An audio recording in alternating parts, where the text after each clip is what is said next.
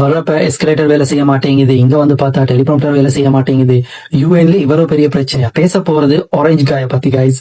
So யூஎன்க்கு வந்தாரு, ஒரு 1 hour speech ஒன்று கொடுத்தாரு.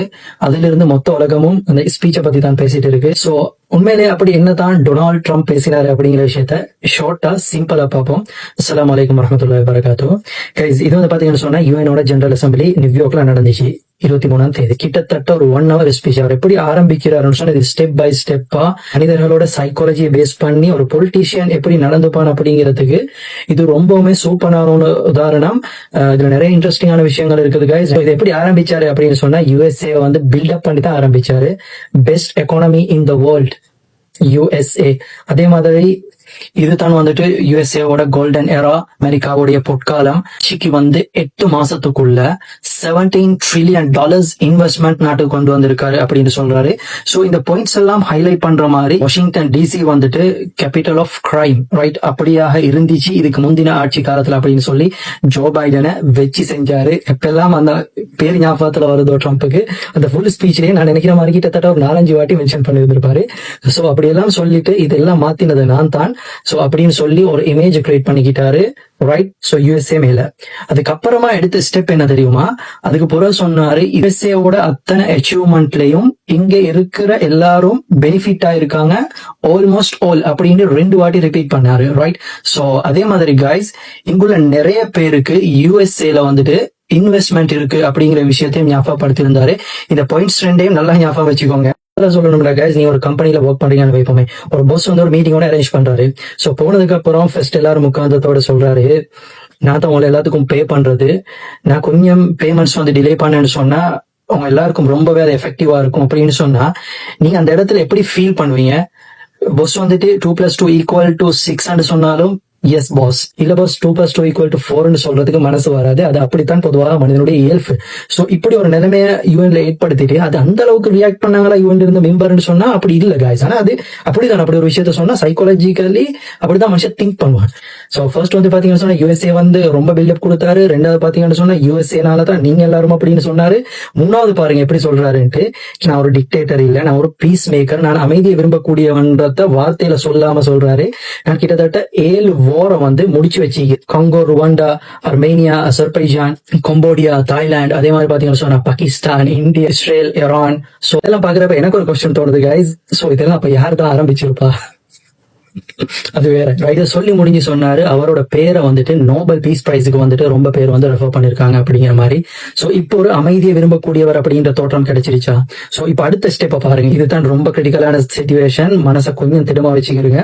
So world number 1 sponsor of terrorism அப்படின்னு சொல்லி ஈரானை பார்த்து சொல்றாரு. யாரை பார்த்து? ஈரானை பார்த்து.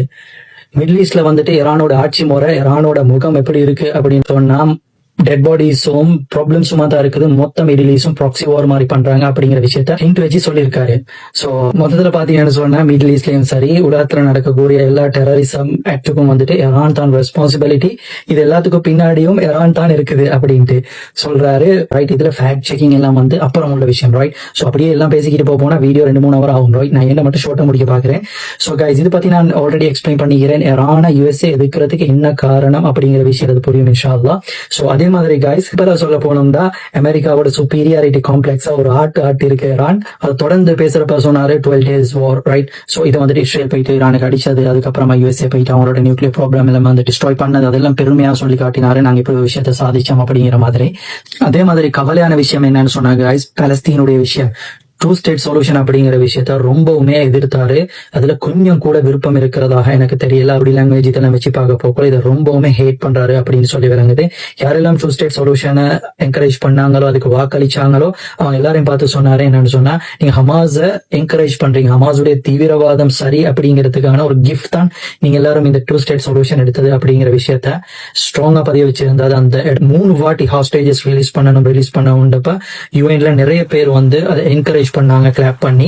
சோ அதே நேரத்துல காய்ஸ், பாலஸ்தீனை ரீபில்ட் பண்ணணுமுண்டோ, இல்ல அந்த புள்ளைகளுக்கு ஏதாச்சும் உதவி செய்யணுமுண்டோ, ஒரு வாய்ஸ் குறைஞ்சது ஒரு சிம்பத்தி, எம்பத்தி எதுவுமே அங்க காட்டல. கேஷுவலா சொன்னாரு 2 சைட்லயும் இழப்பு இருக்குது அப்படின்ட்டு, ரைட். இது எப்படி ஏத்துக்கொள்ள முடியும்? என்னன்னு சொன்னா, ஆம்பியூட்டிஸ் இந்த உலகத்துல வந்துட்டு கை கால் இல்லாத குழந்தைகள் அதிகமா வாழக்கூடிய நாடு எங்க அப்படின்னு சொல்லி பாத்தீங்கன்னு சொன்னா பலஸ்தீன். இவங்க யாரும் பிறக்க போக்குல டிசேபிளா பிறக்கல காய்ஸ்.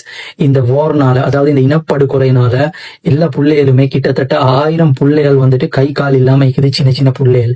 40 குழந்தைகள் இந்த வார்னால பாதிக்கப்பட்டிருக்கிறாங்க. ஏதோ ஒரு வகையில அவங்களோட லைஃப் பாதிக்கப்பட்டிருக்கு. இவனோட ஜெனோசைட் கன்வென்ஷன் ரிப்போர்ட்ல மென்ஷன் பண்ணப்பட்டிருக்கு. சில பிள்ளைகள் தூங்க மாட்டேங்குது, நைட் ஃபுல்லா அழுதழுது இருக்குதாம், ஏதோ ஒரு விஷயம் தோன்ற மாதிரி, கனவு வார மாதிரி, திரிக்கிட்டு எந்திரிக்குதுங்களாம். அப்படி நிறைய விதமான ப்ராப்ளம்ஸ் வந்து மென்ஷன் பண்ணப்பட்டிருக்கு.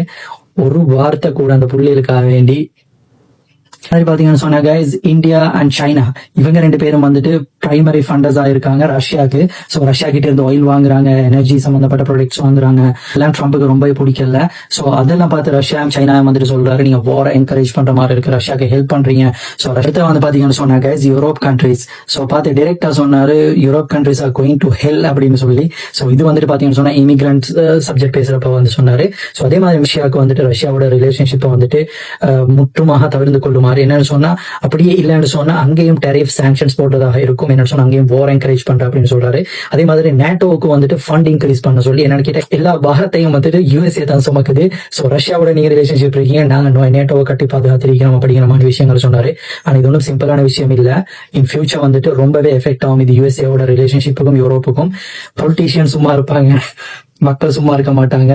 சோத்துல உப்பு போட்டு சாப்பிடுறாங்க, அவங்க சோறு சாப்பிடுறாங்களா இல்லையான்றத கன்ஃபார்ம் பண்ணிக்கணும். அதே மாதிரி பாத்தீங்கன்னு சொன்னா கைஸ், லண்டனை பத்தி பேசுறப்ப சொன்னாரு, லண்டன்ல வந்துட்டு ஷரியா லோ வந்துட்டு கொண்டு வர போறாங்க. அது எப்படி முடியும், இது வேற நாடு, அது வந்துட்டு எங்க ஒத்து வராது அப்படின்னு சொல்லி லண்டன்ல ஒரு மேயர் இருக்காரு, ரொம்ப பயங்கரமான ஆளு அப்படின்னு சொல்லி சொன்னாரு. ஒரு நிமிஷம் வேற வீடியோ நான் அப்லோட் பண்றேன், இது என்ன உண்மையில இஷ்யூ அப்படிங்கறத பத்தி. அதை வந்துட்டு பாத்தீங்கன்னு சொன்னா யூகேவோட லேபர் பார்ட்டி வந்துட்டு கண்டிச்சிருந்தாங்க, இது அப்படி இல்ல இருந்தாலும் ஷரியா லோ அங்க கொண்டு வர போறாரு அப்படிங்கிற ஒரு விஷயத்த அந்த இடத்துல பேசி ஏதோ ஒரு விஷயத்த கிரியேட் பண்ண ட்ரை பண்றாரு அப்படிங்கிற விஷயம் விளங்குது. அதே மாதிரி பாத்தீங்கன்னு சொன்னா கைஸ், இமிகிரன்ட்ஸ் இஷ்யூ, ரைட்?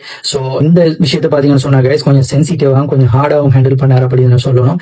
இதுல வந்துட்டு பாத்தீங்கன்னு சொன்னா யூஎஸ்ஏ, யூகே, யூஎன், அதே மாதிரி யூரோப்பியன் யூனியன், இந்த மொத்த பேரையும் பார்த்து சொன்னார், இதை வந்துட்டு 100% ஸ்டாப் பண்ணி ஆகணும். யூஎஸ்ஏ அந்த ஸ்டெப் ஆல்ரெடி செஞ்சிட்டதாகவும் அதுல சக்சஸ் ஆயிருக்கிறதாகவும் மற்ற கண்ட்ரீஸ்க்கு சொன்னாரு. இல்லைன்னு சொன்னா மொத்த யூரோப்புமே வந்துட்டு பாத்தீங்கன்னு சொன்னா ஹெல் ஆயிடும், ஆகிடும் அப்படிங்கிற மாதிரி சொல்லியிருந்தாரு. அந்த மக்களோட வாழ்க்கை ஒரு சீரியஸான ஒரு விஷயம் தான். என்ன சொன்னா இமிகிரன்ட்ஸ் பாவம், அந்த நாடுகளில் பிரச்சனை இருக்கிறனால தான் போறாங்க.